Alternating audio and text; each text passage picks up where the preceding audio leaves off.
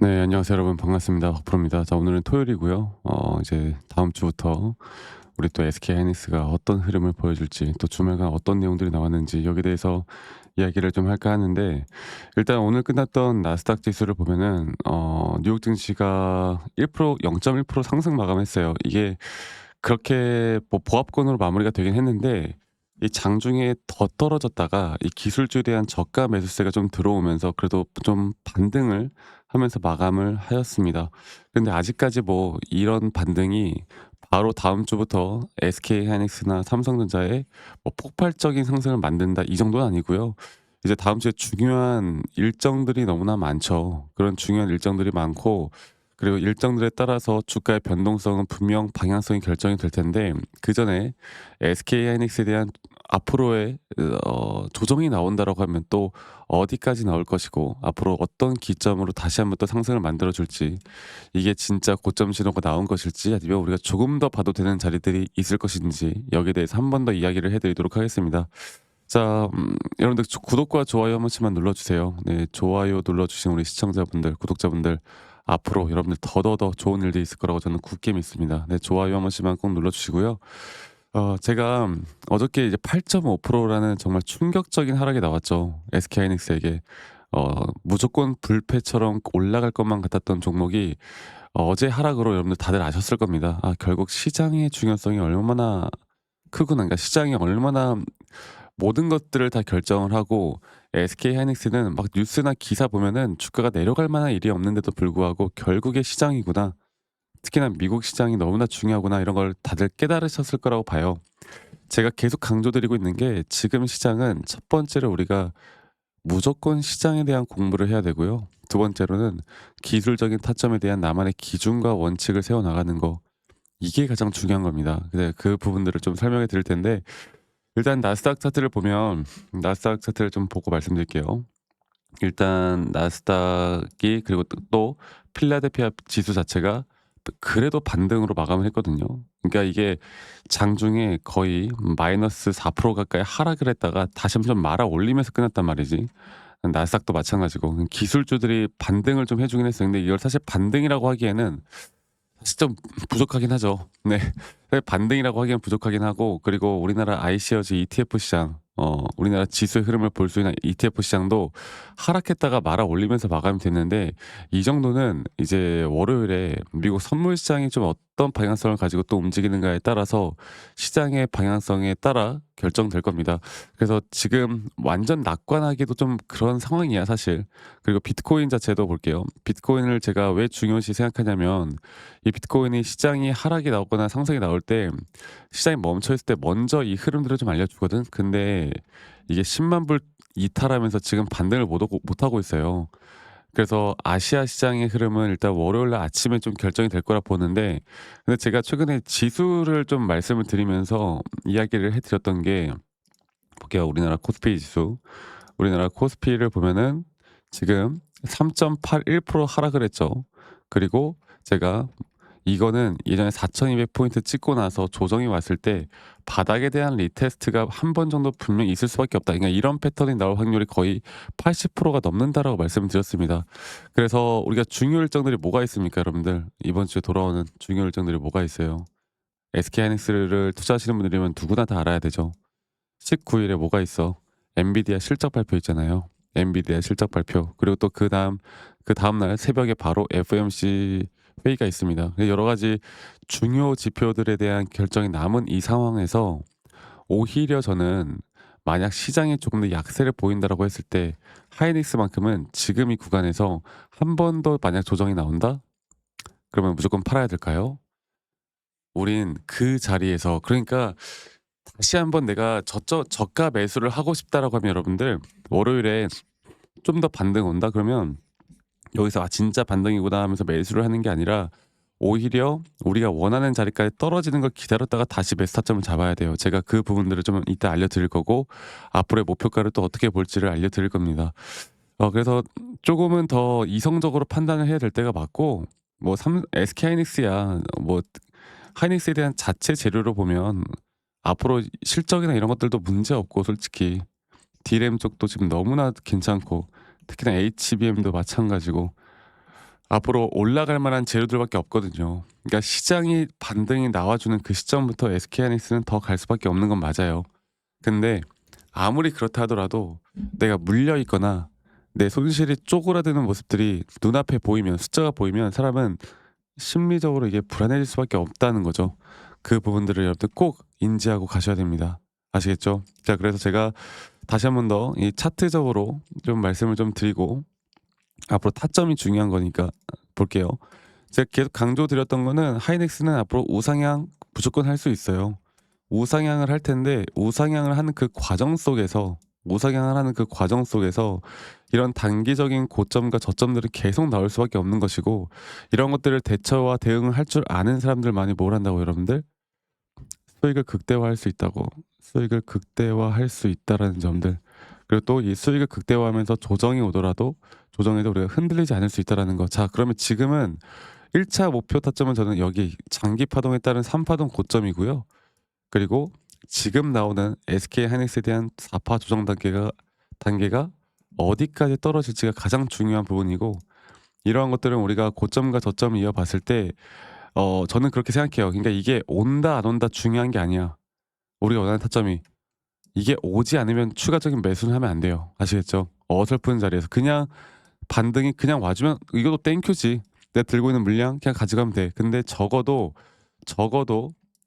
매수를 하려면 저는 이런 0.618에서 0.5 구간까지 떨어지는 게 아니면 저는 절대 매수하지 않을 거예요. 그리고 확실한 매수에 대한 시그널이 나올 때 그 타점을 우리가 정확히도 또 놓쳐서 안 되는 겁니다.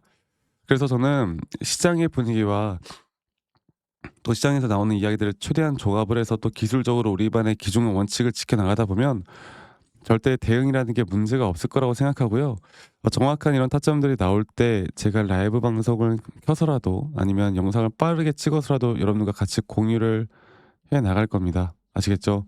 그리고 제가 사실 평일이고 장중이다 보니까 많은 분들이 이거를 이제 가지고 가기가 힘들어요. 그러니까 이거를 잘 대처를 못 하시는 분들이 많아서 제가 최대한 정말 중요한 타점들이 나올 때만큼은 최대한 제가 다이렉트로 여러분들께 문자로 알려드릴 예정이고요. 문자로 알려드릴 예정이고, 정말 중요한 매수나 매도 타점들이 나올 때만 제가 여러분들과 함께 같이 또 만들어 나갈 겁니다. 그래서 지금 밑에 보이시는 제 개인 번호로 여러분들 SK 하이닉스의 하이라고만 저에게 문자 한 통 남기시면 되겠고, 그리고 제가 항상 말씀드리죠. 문자 남기신 분들 제가 소중하게 한 분 한 분 다 저장을 좀 해 놓을 거라고. 그리고 제가 일괄적으로 보내 드릴 거예요.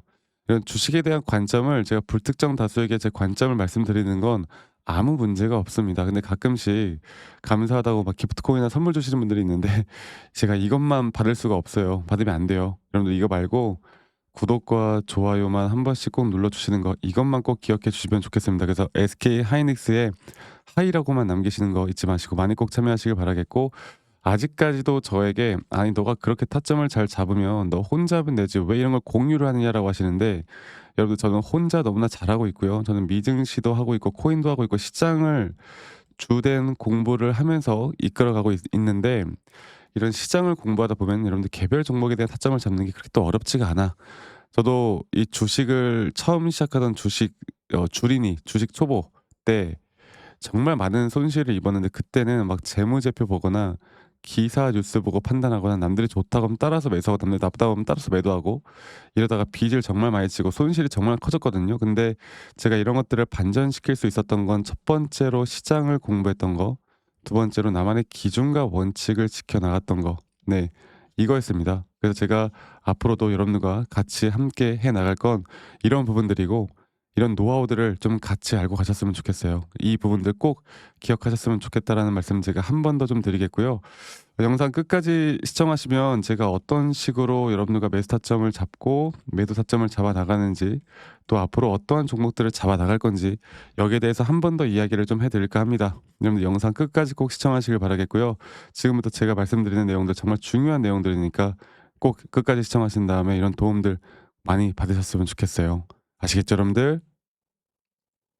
자, 제가 그 이제 매수나 매도에 대해서 우리가 기준이라는 걸 잡을 때 우리가 과연 하나오션을 좀 예를 들어서요. 이 하나오션에 대해서도 제가 저희 구독자분들과 또 저희 구독자방에서도 계속 함께 또 같이 이끌어가는 너무나 좋은 종목인데, 제가 이거를 저점 바닥부터 어떻게 잡아왔었는지, 그리고 이 저점 바닥을 우리가 어떻게 판단을 하고 이 저점 바닥부터 끌고 오는 이런 흐름 안에서 우리가 이제 또 개미굴이다 불리는 구간들, 또 이런 기준과 원칙에 대해서 어떻게 봐야 되는지를 한 번 더 좀 말씀을 드리도록 하겠습니다. 사실 제가 2024년도 10월 달에 나왔던 이 저점도 그렇고요. 2013년도 11월 달에 나왔던 여기가 중요했었는데, 여기서 주가가 반등이 나왔다가 한 번 더 주가를 떨어뜨리는, 특히나 이런 저점을 이탈하게 되면은 개인 투자자분들은 이런 저점 이탈 구간에서 다들 흔들릴 수밖에 없습니다. 자, 그런데 우리가 중요하게 봐야 되는 건, 이런 저점 이탈이 어떤 타점에서는 분명 정말 마지막 매수에 대한 시그널일 수 있다, 이걸 알아야 되는데요.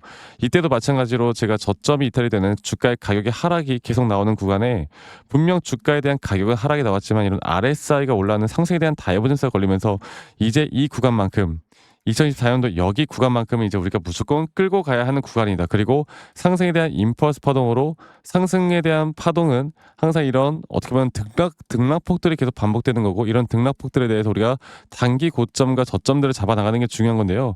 지금 하나오션 같은 경우도 분명 고점 뒤에 조정, 고점 뒤에 조정, 앞으로 이런 것들이 계속 반복되면서 흘러갈 겁니다. 자, 그리고 또 제가 이전에 이 휴림 로봇이라는 종목을 좀 보면서 말씀드렸었는데, 휴림 로봇 또한 이게 10월 23일이에요. 2024년도 10월 23일. 2024년도 10월 23일에도 주가가 횡보를 하다가 한 번 더 저점 이탈이 나오는 구간에서 볼게요. 주가의 가격은 하락했지만 이런 RSI 저점이 올라오는 상승에 대한 다이버전스가 나온 이후로 여기부터 어떻게 되어 가고 있습니까? 추세를 따라서 계속 등락폭은 정말 크게 나오지만, 이 추세를 깨지 않는 선에서 주가는 급등이 나오죠. 우리가 이런 것들을, 저점 매수를 내가 어떻게 해야 될까를 알아가는 게 정말 중요해요. 그리고 제가 이 휴림 로봇에 대해서 다시 한번 이야기를 드려보자면, 이게 조정 구간들이 계속 크게 나오잖아. 그러니까 조정 구간에 우리가 주가를 막 상승 구간으로 만들어 준다 하더라도, 이런 구간에 대한 저점이, 확실한 매수에 대한 저점이 나온 뒤에 하나의 임펄스 파동, 또 조정, 이렇게 또 큰 하나의 임펄스 파동이 이렇게 있는데, 이 작은 파동 안에서도 고점과 조정, 고점과 조정, 이런 것들이 반복된단 말이죠. 그리고 이거를 아마 많은 분들이 이렇게 생각할 거예요. 자, 제가 예시를 들어서 여러분들께 좀 말씀을 드려보자면, 이런 저점 바닥이 나왔어. 지금 여기서부터 지금 볼게요.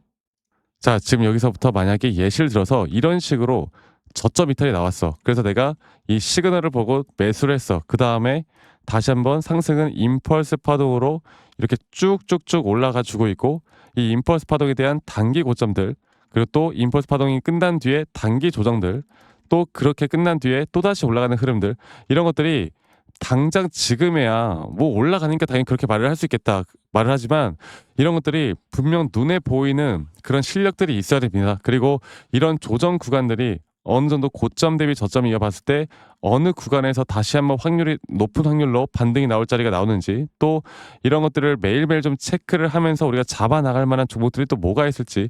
결론적으로는 지금 휴림 로봇 같은 경우는 이런 식의 흐름들이 계속 반복이 되면서, 여러분들, 우리가 이렇게 잘 끌고 오고 있었고, 저는 휴림 로봇 또한 아직 오파 고점 단계가 안 나왔다 봐요. 근데 중요한 게 뭐다? 바로 우린 이제 이런 저점 바닥에서 나오는 종목들을 알아갈 필요가 있고, 제가 이런 확실한 저점 매수에 대한 부분들, 또 시장에 대한 흐름에 따라 앞으로 주목해 볼 만한 섹터들, 또 이런 종목들을 여러분들, 우리 구독자분들과 같이 함께 찾아 나가고 있습니다. 그래서 제가 여러분들께 다시 한번 말씀드리겠지만, 이런 종목들, 또 이런 우리가 히든 종목이라고 할게요. 저희 구독자방에도 많이 참여하시고, 이런 히든 종목들에 대해서 좀 공유받고 싶다라고 하시는 분들, 제가 정말 보고 있는 몇 가지 종목들을 같이 좀 공유를 해드릴 텐데, 이런 히든 종목에 대해서 공유받고 싶다라고 하시는 분들은 밑에 있는 번호로 저에게 히든이라고만 저에게 문자 한 통 남기시면 되겠고, 이러한 것들이 여러분들에게 앞으로 종목도 종목이겠지만 여러분들 스스로 타점을 잡아 나가고, 이런 종목들이 앞으로 올라가는구나, 이렇게 매수를 하는 거구나, 이런 방법과 노하우들도 알게 될 수 있는 아주 좋은 기회일 겁니다. 여러분들 히든이라고 문자 남기시는 것도 잊지 마시고 많이 꼭 참여하시길 바라겠고요.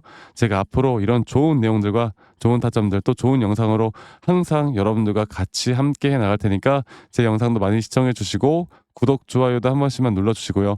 제가 앞으로 여러분들과 계속 이런 좋은 흐름 만들면서 우리 수익 같이 한번 내보는 시간을 가져보도록 합시다. 아시겠죠, 여러분들?